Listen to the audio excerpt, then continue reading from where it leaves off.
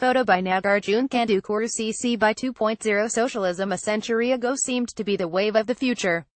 There were various schools of socialism, but the common ideal was to guarantee support for basic needs, and for state ownership to free society from landlords, predatory banking and monopolies. In the West, these hopes are now much further away than they seemed in 1917. Land and natural resources, basic infrastructure monopolies, healthcare and pensions have been increasingly privatized and financialized. Instead of Germany and other advanced industrial nations leading the way as expected, Russia's October 1917 revolution made the greatest leap. But the failures of Stalinism became an argument against Marxism, guilt-free association with Soviet bureaucracy. European parties calling themselves socialist or labor since the 1980s have supported neoliberal policies that are the opposites of socialist policy. Russia itself has chosen neoliberalism. Few socialist parties or theorists have dealt with the rise of the finance, insurance and real estate fire sector that now accounts for most increase in wealth. Instead of evolving into socialism, Western capitalism is being overcome by predatory finance and rent extraction, imposing debt deflation and austerity on industry as well as on labor. Failure of Western economies to recover from the 2008 crisis is leading to a revival of Marxist advocacy. The alternative to socialist reform is stagnation and a relapse into neo-feudal financial and monopoly privileges. Socialism flowered in the 19th century as a program to reform capitalism by raising labor's status and living standards, with a widening range of public services and subsidies to make economies more efficient. Reformers hoped to promote this evolution by extending voting rights to the working population at large. Ricardo's discussion of land rent led early industrial capitalists to oppose Europe's hereditary landlord class. But despite democratic political reform, the world has untaxed land rent and is still grappling with the problem of how to keep housing affordable instead of siphoning off rent to a landlord class, more recently transmuted into mortgage interest paid to banks by owners who pledge the rental value for loans. Most bank lending today is for real estate mortgages. The effect is to bid up land prices toward the point where the entire rental value is paid as interest. This threatens to be a problem for socialist China as well as for capitalist economies. Landlords, banks and the cost of living. The classical economists sought to make their nations more competitive by keeping down the price of labor so as to undersell competitors. The main cost of living was food. Today it is housing. Housing and food prices are determined not by the material costs of production, but by land rent, the rising market price for land. In the era of the French physiocrats, Adam Smith, David Ricardo and John Stuart Mill, this land rent accrued to Europe's hereditary landlord class. Today, the land's rent is paid mainly to bankers because families need credit to buy a home. Or, if they rent, their landlords use the property rent to pay interest to the banks. The land issue was central to Russia's October Revolution, as it was for European politics. But the discussion of land rent and taxation has lost much of the clarity and passion that guided the 19th century when it dominated classical political economy, liberal reform, and indeed most early socialist politics. In 1910, Britain experienced a constitutional crisis when the democratically elected House of Commons passed a land tax, only to be overridden by the House of Lords, governed by the old aristocracy. The ensuing political crisis was settled by a rule that the Lords never again could overrule a revenue bill passed by the House of Commons. But that was Britain's last real opportunity to tax away the economic rents of landlords and natural resource owners. The liberal drive to tax the land faltered, and never again would gain serious chance of passage. The democratization of homeownership during the 20th century led middle-class voters to oppose property taxes, including taxes on commercial sites and natural resources. Tax policy in general has become pro-rentier and anti-labor, the regressive opposite of 19th-century liberalism as developed by Ricardian socialists such as John Stuart Mill and Henry George. Today's economic individualism has lost the early class consciousness that sought to tax economic rent and socialize banking. The United States enacted an income tax in 1913, falling mainly on rentier income, not on the working population. Capital gains, the main source of rising wealth today, were taxed at the same rate as other income. But the vested interests campaigned to reverse this spirit, slashing capital gains taxes and making tax policy much more aggressive. The result is that today, most wealth is not gained by capital investment for profits. Instead, asset price gains have been financed by a debt-leveraged inflation of real estate, stock and bond prices. Many middle-class families owe most of their net worth to rising prices for their homes. but by far the lion's share of the real estate and stock market gains have accrued to just 1% of the population. And while bank credit has enabled buyers to bid up housing prices, the price has been to siphon off more and more of labor's income to pay mortgage loans or rents. As a result, finance today is what it has been throughout history, the main force polarizing economies between debtors and creditors. Global oil and mining companies created flags of convenience to make themselves tax-exempt by pretending to make all their production and distribution profits in tax-free trans-shipping havens such as Liberia and Panama, which use US dollars instead of being real countries with their own currency and tax systems. The fact that absentee-owned real estate and natural resource extraction are practically free of income taxation shows that democratic political reform has not been a sufficient guarantee of socialist success. Tax rules and public regulation have been captured by the rentiers, dashing the hopes of 19th-century classical reformers that progressive tax policy would produce the same effect as direct public ownership of the means of production, while leaving the market as an individualistic alternative to government regulation or planning. In practice, planning and resource allocation has passed to the banking and financial sector. Many observers hope that this would evolve into state planning, or at least work in conjunction with it as in Germany. But liberal Ricardian socialist failed, as did German-style state socialism, publicly financing transportation and other basic infrastructure, pensions and similar external costs of living and doing business that industrial employers otherwise would have to bear. Attempts at halfway socialism via tax and regulatory policy against monopolies and banking have faltered repeatedly. As long as major economic or political choke points are left in private hands, they will serve as springboards to subvert real reform policies. That is why Marxist policy went beyond these would-be socialist reforms. To Marx, the historical task of capitalism was to prepare the way for socializing the means of production by clearing away feudalism's legacy, a hereditary landlord class, predatory banking, and the monopolies that financial interests had pried away from governments. The path of least resistance was to start by socializing land and basic infrastructure. This drive to free society from economic overhead in the form of hereditary privilege and unearned income by the idle rich was a step towards socialist management, by minimizing rentier costs faux frais of production. Proto-socialist reform in the leading industrial nations. Marx was by no means alone in expecting a widening range of economic activity to be shifted away from the market to the public sector. State socialism, basically, state-sponsored capitalism, subsidized pensions and public health, education and other basic needs so as to save industrial enterprise from having to bear these charges. In the United States, Simon Patton, the first economics professor at the New Wharton Business School at the University of Pennsylvania, defined public infrastructure as a fourth factor of production alongside labor, capital and land. The aim of public investment was not to make a profit, but to lower the cost of living and doing business so as to minimize industry's wage and infrastructure bill. Public health, pensions, roads and other transportation, education, research and development were subsidized or provided freely. Point 1. The most advanced industrial economies seemed to be evolving towards some kind of socialism. Marx shared a progressive-era optimism that expected industrial capitalism to evolve in the most logical way, by freeing economies from the landlordship and predatory banking inherited from Europe's feudal era.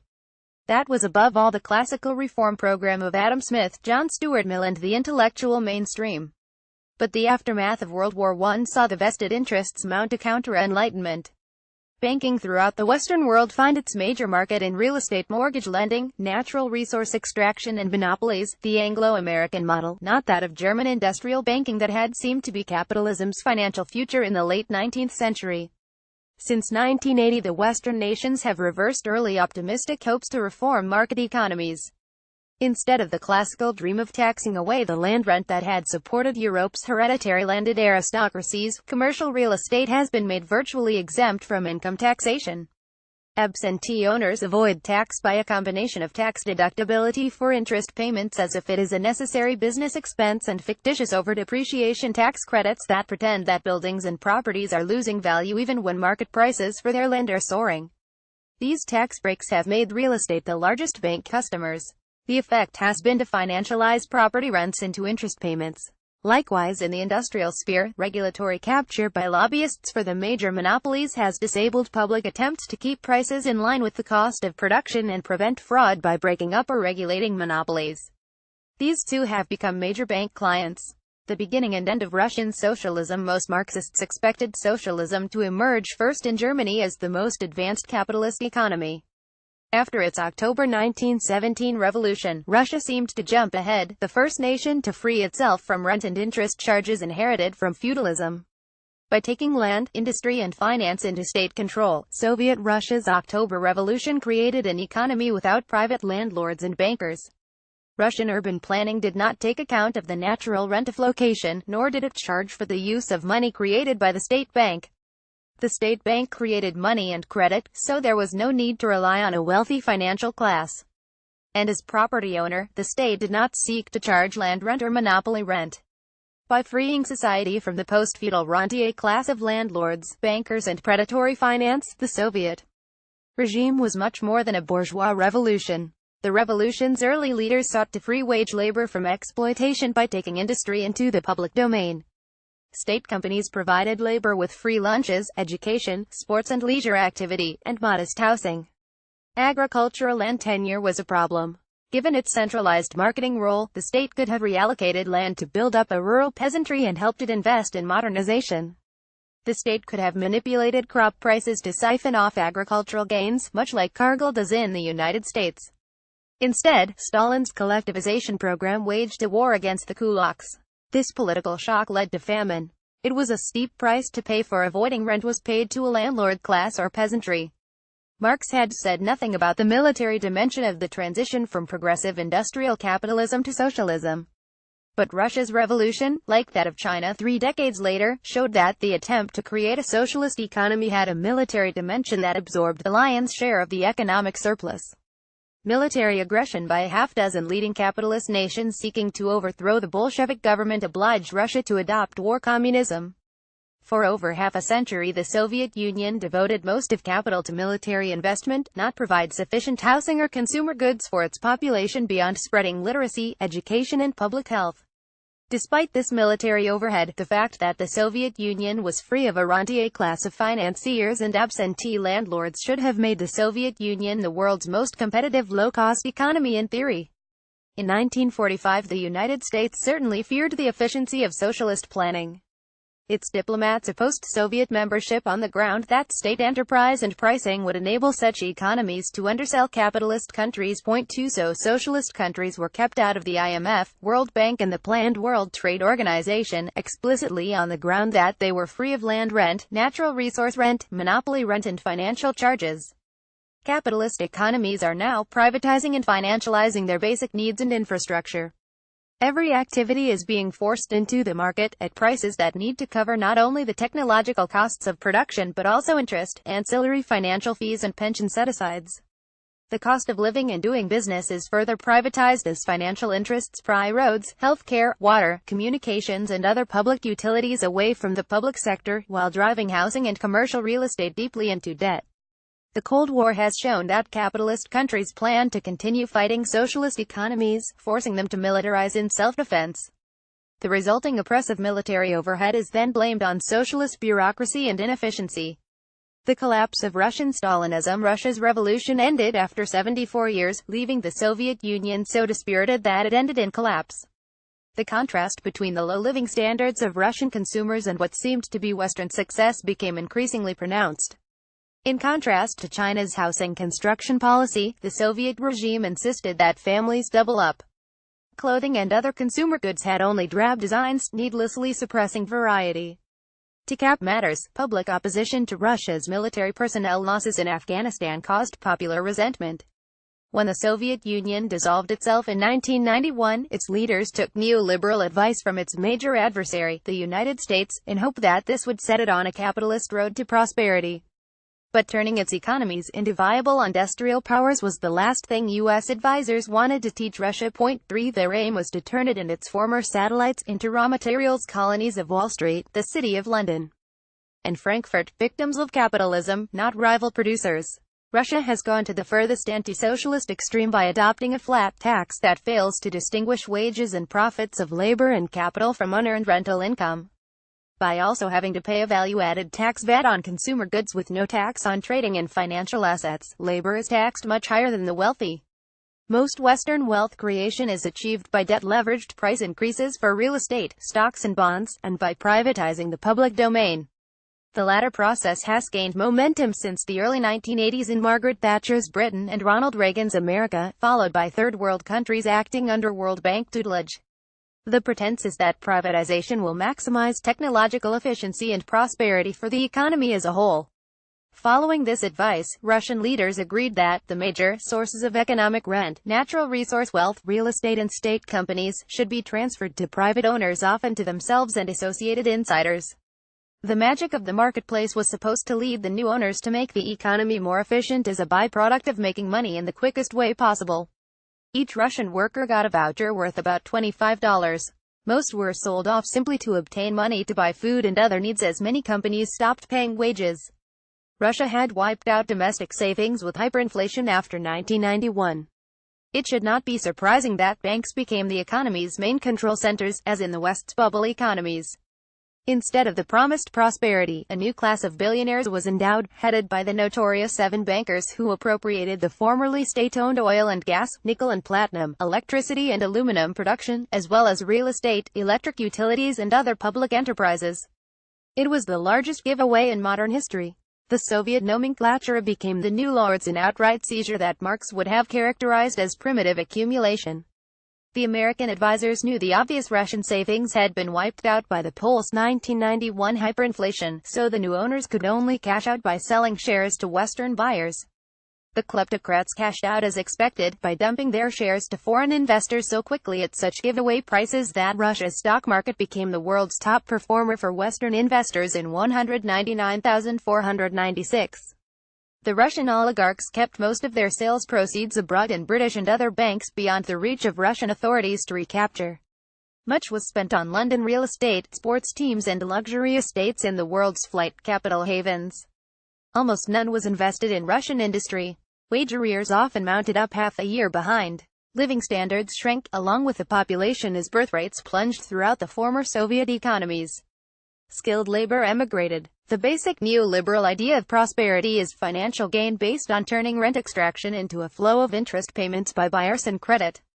This policy favors financial engineering over industrial investment, reversing the progressive era's industrial capitalism that Marx anticipated would be a transition stage leading to socialism. Russia adopted the West's anti-socialist rollback toward neo-feudalism. Russian officials failed to understand the state theory of money that is the basis of modern monetary theory. States can create their own money, giving it value by accepting it in payment of taxes. The Soviet government financed its economy for 70 years without any need to back the ruble with foreign exchange. But Russia's central bank was persuaded that sound money required it to back its domestic ruble currency with U.S. Treasury bonds in order to prevent inflation. Russian leaders did not realized that dollars or other foreign currencies were only needed to finance balance of payments deficits, not domestic spending, except as this money was spent on imports. Russia joined the dollar standard. Buying treasury bonds meant lending to the U.S. government. The central bank bought U.S. Treasury securities to back its domestic currency. These purchases helped finance Cold War escalation in countries around Russia. Russia paid 100% annual interest in the mid-1990s, creating a bonanza for U.S. investors. On balance, this neoliberal policy lay Russia's economy open to looting by financial institutions seeking natural resource rent, land rent and monopoly rent for themselves. Instead of targeting such rents, Russia imposed taxes mainly on labor via a regressive flat tax, too right-wing to be adopted even in the United States. When the Soviet Union dissolved itself, its officials showed no apprehension of how quickly their economies would be deindustrialized as a result of accepting U.S. advice to privatize state enterprises, natural resources and basic infrastructure. Whatever knowledge of Marx's analysis of capitalism had existed perhaps in Nikolai Bukharin's time was long gone. It is as if no Russian official had read volumes 2 and 3 of Marx's Capital or Theories of Surplus Value, where he reviewed the laws of economic rent and interest-bearing debt. The inability of Russia, the Baltics and other post-Soviet countries to understand the FIRE sector and its financial dynamics provides an object lesson for other countries as to what to avoid. Reversing the principles of Russia's October 1917 revolution, the post-Soviet kleptocracy was akin to the feudal epoch's primitive accumulation of the land and commons. They adopted the neoliberal business plan to establish monopolies, first and most easily by privatizing the public infrastructure that had been built up, extracting economic rents and then paying out the resulting as interest and dividends. This Western financial advice became a textbook example of how not to organize an economy. Point 4. Having rejoined the global economy free of debt in 1991, Russia's population, companies and government quickly ran up debts as a result of its man-made disaster. Families could have been given their homes freely, just as corporate managers were given their entire companies virtually for free. But Russian managers were as anti-labor as they were greedy to grab their own assets from the public domain. Soaring housing prices quickly plagued Russia's economy, with one of the world's highest-priced living and business costs. That prevented any thought of industrial competitiveness with the United States or Europe. What passed for Soviet Marxism lacked an understanding of how economic rents and the ensuing high labor costs affected international prices, or how debt service and capital flight affected the currency's exchange rate. Adversaries of socialism pronounced Marxist theory dead, as if the Soviet dissolution meant the end of Marxism. But today, less than 3 decades later, the leading Western economies are themselves succumbing to an overgrowth of debt and shrinking prosperity. Russia failed to recognize that just as its own economy was expiring, so was the West's. Industrial capitalism is succumbing to a predatory finance capitalism that is leaving Western economies debt-ridden. Point 5. The underlying causes were clear already a century ago: unchecked financial rentiers, absentee ownership and monopolies. The post-Soviet collapse in the 1990s was not a failure of Marxism, but of the anti-socialist ideology that is plunging Western economies under domination by the finance, insurance and real estate fire sector symbiosis of the 3 forms of rent: extraction, land and natural resource rent, monopoly rent, and interest financial rent. This is precisely the fate from which 19th-century socialism, Marxism and even state capitalism sought to save the industrial economies. A silver lining to the Soviet final stage has been to free Marxist analysis from Russian Marxology. Its focus of Soviet Marxology was not an analysis of how the capitalist nations were becoming financialized neo-rentier economies, but was mainly propagandistic, ossifying into a stereotyped identity politics appealing to labor and oppressed minorities. Today's revival of Marxist scholarship has begun to show how the U.S.-centered global economy is entering a period of chronic austerity, debt deflation, and polarization between creditors and debtors. Financialization and privatization are submerging capitalism in debt deflation. By 1991, when the Soviet Union's leaders decided to take the Western path, the Western economies themselves were reaching a terminus. Appearances were saved by a wave of unproductive credit and debt creation to sustain the bubble economy that finally crashed in 2008. The pitfalls of this financial dynamic were not apparent in the early years after World War II, largely because economies emerged with their private sectors free of debt. The ensuing boom endowed the middle class in the United States and other countries, but was debt-financed, first for home ownership and commercial real estate, then by consumer credit to purchase of automobiles and appliances, and finally by credit card debt just to meet living expenses. The same debt overgrowth occurred in the industrial sector, where bank and bondholder credit since the 1980s has been increasingly for corporate takeovers and raiding, stock buybacks and even to pay dividends. Industry has become a vehicle for financial engineering to increase stock prices and strip assets, not to increase the means of production. The result is that capitalism has fallen prey to resurgent rentier interests instead of liberating economies from absentee landlords, predatory banking and monopolies. Banks and bondholders have found their most lucrative market not in the manufacturing sector but in real estate and natural resource extraction. These vested interests have translated their takings into the political power to shed taxes and dismantle regulations on wealth. The resulting political counter-reformation has inverted the idea of free market to mean an economy free for rent extractors, not free from landlords, monopolists, and financial exploitation as Adam Smith, John Stuart Mill and other classical economists had envisioned. The word reform as used by today's neoliberal media means undoing progressive-era reforms, dismantling public regulation and government power, except for control by finance and its allied vested interests. All this is the opposite of socialism, which has now sunk to its nadir through the Western world. The past 4 decades have seen most of the European and North American parties calling themselves socialist make an about-face to follow Tony Blair's New Labour, the French Socialists in name and the Clintons' New Democrats. They support privatization, financialization and a shift away from progressive taxation to a value-added tax VAT falling on consumers, not on finance or real estate. China's socialist diplomacy in today's hostile world. Now that Western finance capitalism is stagnating, it is fighting even harder to prevent the post-2008 crisis from leading to socialist reforms that would re-socialize infrastructure that has been privatized and put a public banking system in place. Depicting the contrast between socialist and finance capitalist economies as a clash of civilizations, U.S.-centered Western diplomacy is using military and political subversion to prevent a transition from capitalism into socialism. China is the leading example of socialist success in a mixed economy. Unlike the Soviet Union, it has not proselytized its economic system or sought to promote revolution abroad to emulate its economic doctrine. Just the opposite. To avert attack, China has given foreign investors a stake in its economic growth. The aim has been to mobilize U.S. and other foreign interests as allies, willing customers for China's exports, and suppliers of modern production facilities in China. This is the opposite of the antagonism that confronted Russia. The risk is that it involves financial investment. But China has protected its autonomy by requiring majority Chinese ownership in most sectors. The main danger is domestic, in the form of financial dynamics and private rent extraction. The great economic choice facing China today concerns the degree to which land and natural resources should be taxed. The state owns the land, but does fully tax its rising valuation or rent of location that has made many families rich. Letting the resulting real estate and financialized wealth dominate its economic growth poses two dangers. First, it increases the price that new buyers must pay for their home. Second, rising housing prices force these families to borrow, at interest. This turns the rental value of land, value created by society and public infrastructure investment, into a flow of interest to the banks. They end up receiving more over time than the sellers, while increasing the cost of living and doing business. That is a fate which a socialist economy must avoid at all costs. At issue is how China can best manage credit and natural resource rent in a way that best meets the needs of its population.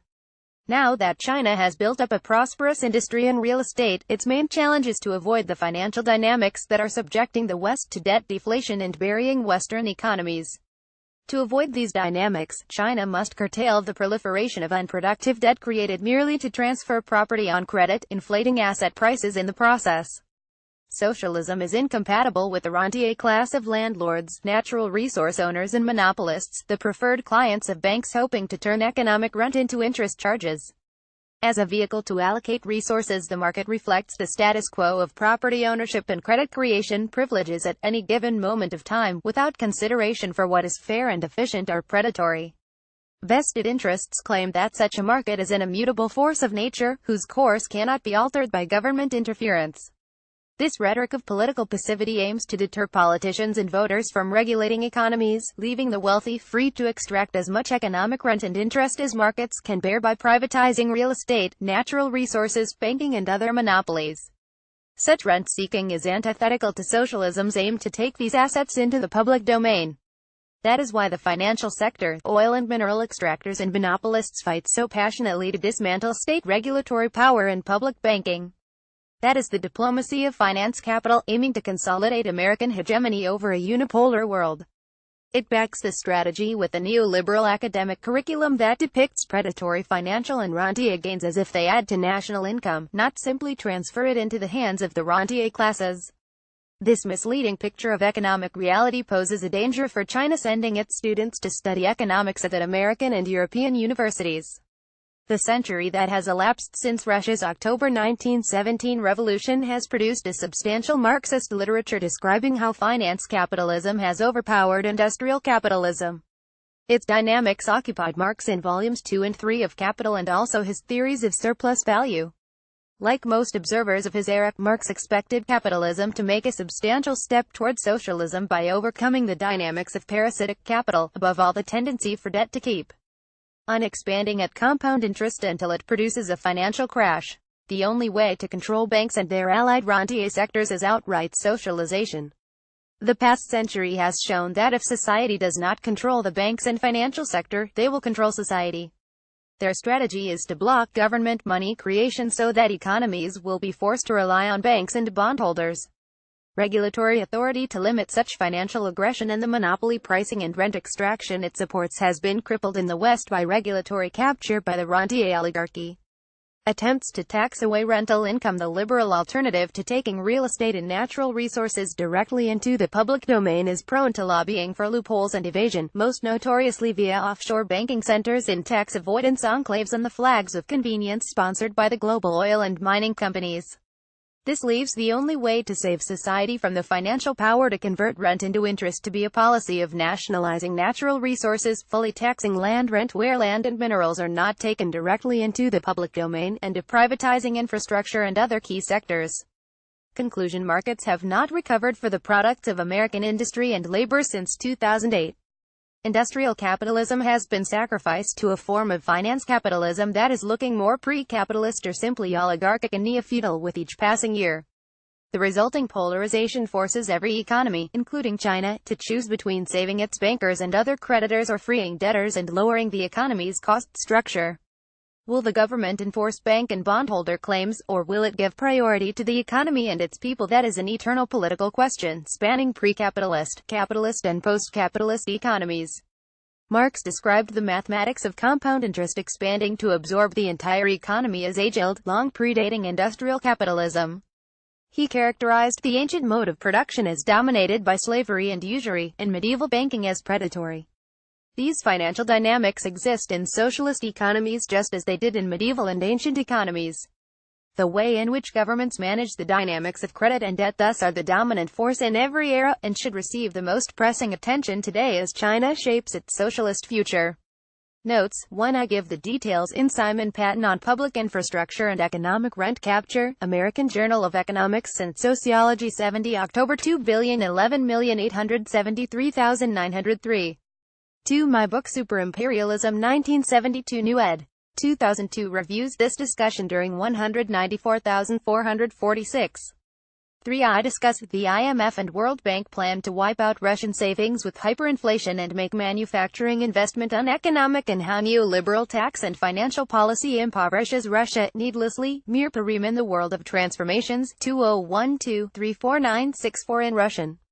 32012 ISSN 20733038 Mir Pariman 4964. 4. I give details in how neoliberals bankrupted New Europe, Latvia in the global credit crisis, with Jeffrey Summers, in Martin Koning's, ed. The Great Credit Crash vs. London and New York 2010, pp. 24463, and Stockholm Syndrome in the Baltics, Latvia's neoliberal war against labor and industry, in Jeffrey Summers and Charles Wolfson, eds. The Contradictions of Austerity, the Socio-Economic Costs of the Neoliberal Baltic Model, Routledge 2014, pp. 4463.